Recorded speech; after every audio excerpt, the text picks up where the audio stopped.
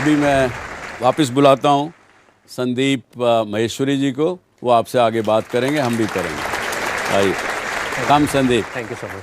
हाँ, अभी मैं यहाँ बैठा हुआ था तो मेरे साथ में आप what's your name? Abhimanyu sir. Abhimanyu ने मेरे से एक बड़ा इंटरेस्टिंग सा एक क्वेश्चन पूछा और स्पॉन्टेनियसली मेरे अंदर से कुछ निकल के आया and I thought it's very relevant for the all of you and like say for all the people who are watching me right now. What did you ask? आपने क्या पूछा था?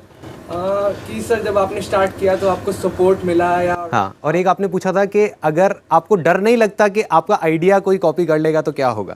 जब आपने शुरू किया था आपको डर नहीं लगा कि अगर आपका बिजनेस आइडिया किसी ने कॉपी कर लिया तो क्या होगा? हाँ। तो मेरे अंदर से स्पॉन्टेनियसली एक आंसर निकल के आया कि मुझे डरने का टाइम ही नहीं मिला। Very good. I was so busy.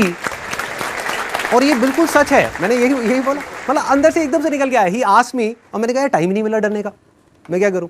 ये सब जो हमारी प्रॉब्लम्स हैं, whether it's related to fear और सक्सेस और ये और वो, ये सारी चीज़ें, इन सब चीज़ों का जवाब आज से हज़ारों साल पहले भगवत गीता के अंदर एक लाइन में क्लियर तरीके से बताया हुआ है।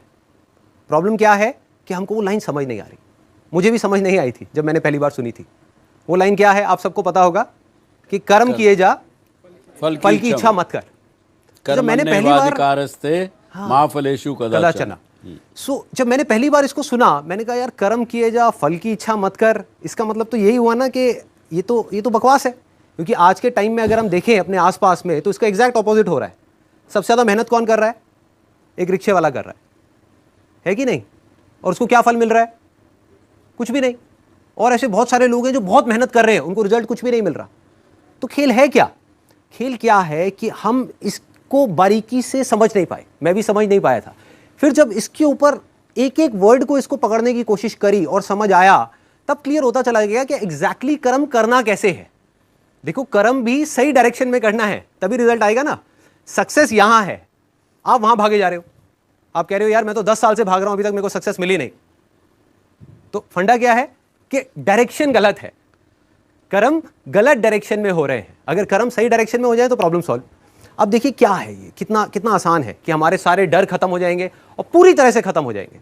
सक्सेस जो चाहिए, जितना चाहिए वो हमको मिल जाएगा। इसका मतलब कुछ लोग क्या निकालते हैं कि कर्म किए जा, फल की इच्छा मत कर, इसका मतलब कि फल नहीं मिलेगा, जबकि ये नहीं है। भगवत गीता में जब भगवान श्री कृष्ण उनको अर्जुन को बोल रहे हैं तो वो किस लिए बोल रहे हैं? लड़ाई को हारने के लिए, लड़ाई को जीतने के लिए? लड़ाई को जीतने के लिए। वो भी एक इतना बड़ा युद्ध, उसको जीतने के लिए बोला गया है, ना कि हारने के लिए। तो अब देखिए किस तरीके से काम करता है। सबसे पहले देखते हैं कर्म क्या है। कर्म 3 लेवल पे होते हैं। एक है जो हम अपनी बॉडी से करते हैं, जो हम समझते हैं कर्म का मतलब कि जिसको हम मेहनत बोलते हैं, वो कर्म इंपॉर्टेंट है ही नहीं, मैटर ही नहीं करता। मतलब अगर उसकी इंपॉर्टेंस वाइज अगर आप मुझसे पूछो out of 100, out of scale of 100, मैं कहूँगा 1% है उसकी इंपॉर्टेंस। क्या बॉडी से क्या कर रहे हो वो मैटर नहीं करता। फॉर एग्जाम्पल, 2 लोग हैं, 2 लोग एक ही काम कर रहे हैं, एक जैसा काम कर रहे हैं बॉडी से, दोनों ही एक आदमी को मार रहे हैं। एक मार रहा है अपने फायदे के लिए, दूसरा मार रहा है किसी और को बचाने के लिए। तो बॉडी के लेवल पे दोनों सेम कर्म कर रहे हैं, लेकिन माइंड के लेवल पे अलग अलग कर रहे हैं। तो दूसरा कर्म का जो स्तर है वो है जो हम बोलते हैं। तीसरा है जो हम सोचते हैं। असली खेल यहां है। जो आदमी सही सोच नहीं सकता, क्या वो सही बोल सकता है? इम्पॉसिबल। जो सही बोल नहीं सकता वो सही करेगा क्या? तो सारे जो कर्मों की बात हो रही है वो यहां हो रही है। और वो कर्म क्या है? सोच के लेवल पे। और जिसकी सोच सही डायरेक्शन में हो गई, उसकी लाइफ सही डायरेक्शन में जानी है। उसको तो फल मिलना ही मिलना है। फल के बारे में जो मांग रहा है, सपोजिंगली हाथ ऐसे करके बैठे रहो कि हे भगवान मुझे फल दे दो, मुझे ये चाहिए, मुझे नंबर चाहिए, मुझे ये चाहिए, मुझे बिजनेस में पैसा चाहिए, मुझे जॉब में प्रमोशन चाहिए, सब कुछ मांगते रहो और कर्म सही डायरेक्शन में करो नहीं, तो क्या होगा? वो मिलेगा ही नहीं कभी भी। दूसरी तरफ से कुछ मत मांगो, लेकिन कर्म सही डायरेक्शन में करते चले जाओ, तो उतना मिलेगा जितना हम सब में से कोई सपने में भी नहीं सोच सकता। देखो, लाइफ का फंडा पता है क्या है? मेरी लाइफ का एक्सपीरियंस क्या कहता है कि जब तक जो चीज नहीं मिली होती, जब तक सक्सेस की खेल शुरू नहीं होता ना, तब तक तो हमको लग रहा होता है कि यार ये भी हो जाए तो बहुत है, ये भी हो जाए तो बहुत है। एक बार वो खेल शुरू होता है, जब उसका खेल शुरू होता है ना, तो इतना आता है, इतना आता है, इतना आता है जितना हम सपने में भी नहीं सोच सकते। समझ ही नहीं आता कहां से कैसे कैसे आ रहा है। बस कर्म सही डायरेक्शन में होने चाहिए। अब वो सही डायरेक्शन में कैसे होंगे? अगर मैं बुद्धि की स्तर की बात करूं, जो उसमें महाभारत में समझाया गया है, 2 जगह है जहां पे आप अपने माइंड को लगा सकते हो।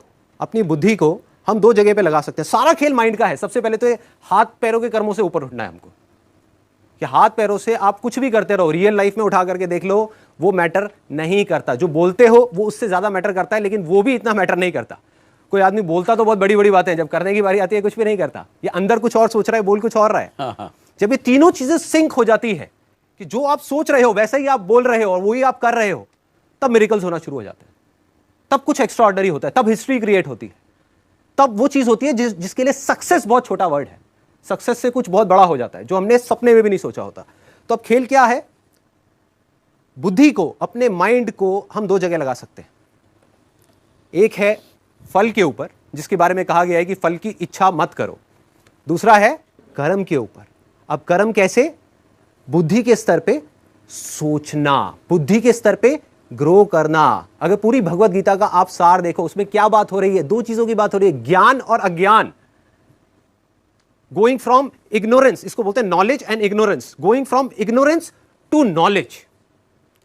तो सारा फोकस कहां डालना है? अगर आप मेरी लाइफ की बात करो, मेरा सारा फोकस कहां रहता है? 24 घंटे, चाहे इस मूवमेंट में हो, चाहे मैं ऑफिस में हूं, चाहे घर पे हूं, चाहे कहीं पर भी हूं, 24 घंटे। मैंने कहा ना, मेरे पास डरने का टाइम नहीं है, मेरे पास सोचने का, उल्टी सीधी चीजों के बारे में नेगेटिव सोचने का टाइम नहीं है। क्यों नहीं है? तो वो एग्जैक्टली मैं बिजी कहां पर हूं? बिजी हूं कि हर मूवमेंट में ये देखने में कि इस मूवमेंट में मैं क्या सीख सकता हूं, अपने ज्ञान को कैसे बढ़ा सकता हूं, अपनी नॉलेज को कैसे बढ़ा सकता हूं, अपने एक्सपीरियंस को कैसे बढ़ा सकता हूं। सिर्फ यहीं पे है, मतलब कि लर्निंग पे है, अर्निंग पे नहीं है। संदीप, कहीं क्या आपको ऐसा लगता है क्या, जो आपने बात कही कि कर्म और फल की, और नोइंग एंड नॉलेज और इग्नोरेंस, कहीं पे ऐसा नहीं लगता हमको, और आप लोगों को भी बताइएगा, कि कहीं पे हम लोग गीता के ज्ञान से हट गए और कहीं पर हमारे अंदर डर डालना शुरू कर दिया गया? क्योंकि डर डालना शुरू कर दिया गया ताकि हम उन गुरु, महात्माओं, पंडितों के पास जाना शुरू करें।